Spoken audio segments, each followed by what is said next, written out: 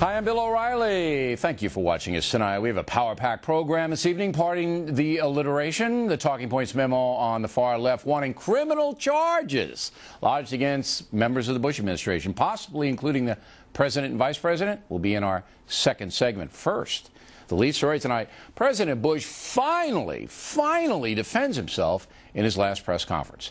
With just a week to go in office, Mr. Bush showed some emotion against those who believe he screwed up the country. His most passionate words today came in response to a question about his anti-terror methods. Do you remember what it was like right after September the 11th around here? In press conferences and opinion pieces and in stories that sometimes were news stories and sometimes opinion pieces. People were saying, how come they didn't see it? How come they didn't connect the dots? Do you remember what the environment was like in Washington? I do. When people were hauled up in front of Congress and members of Congress were asking questions about how come you didn't know this, that, or the other, and then we start putting, policy in place, legal policy in place to connect the dots, and all of a sudden people were saying, how come you're connecting the dots? On the same subject, the president defended America's image in the world. I strongly disagree with the assessment that our moral standing has been damaged. It may be damaged amongst some of the elite, but people still understand America stands for freedom.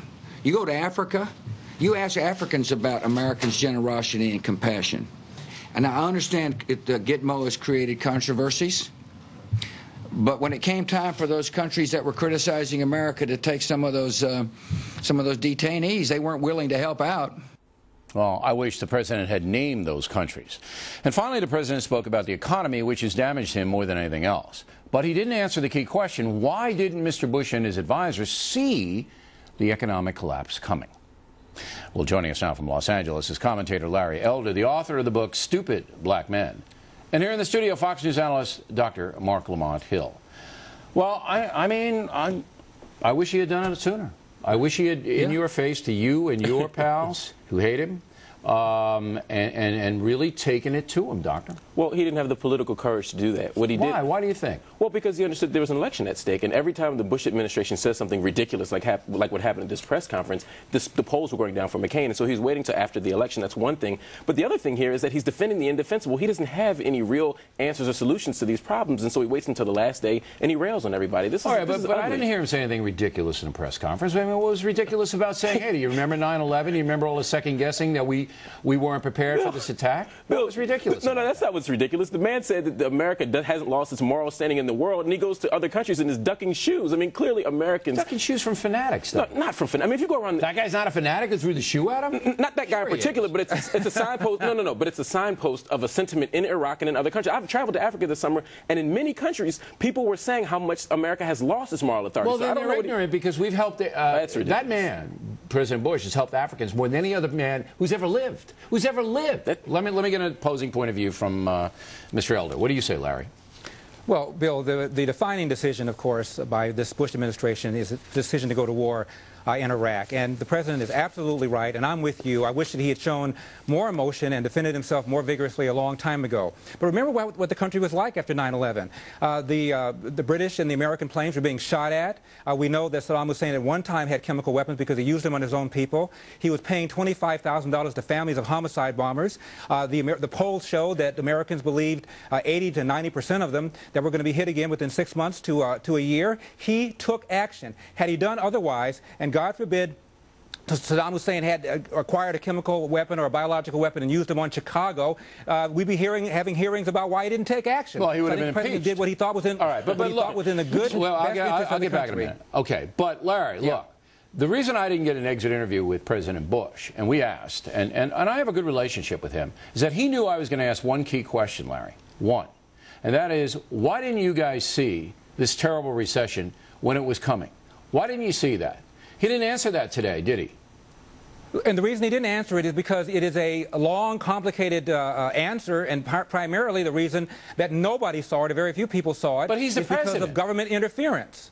Pardon me? He's the president. He's the guy that's got to protect the folks, and the folks got hammered.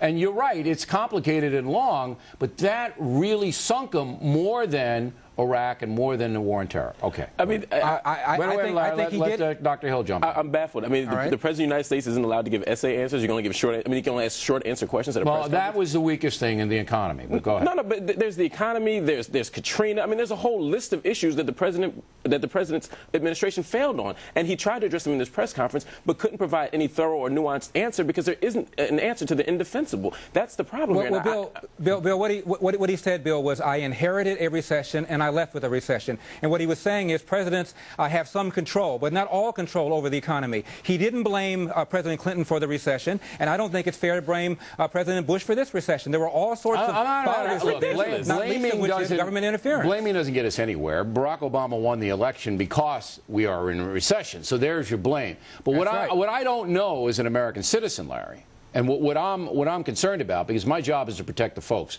that's all, is that why didn't Bush and his guys see it coming? What is it about our system that you can have the Treasury Secretary, the SEC Chairman, the President and Vice President of the United States not know we're headed for Armageddon economically? That's what's got to be fixed. Because we have highs and we have lows in our economy, and nobody. Yeah, but this was man-made. This is about man-made. No, Larry. This is about corporate greed. This is about lack of oversight. This is about the Bush. This is about the Bush administration. By your logic, Larry, then you're saying that it's unpredictable and unforeseeable that an economic crisis is going to happen, and by that logic, we're just rolling the dice. That is ridiculous. The reality here is that the Bush administration failed, and today you saw his frustration. All right, now I got to go. But that was. You guys are great together, by the way. You ought to go out on vacation or something.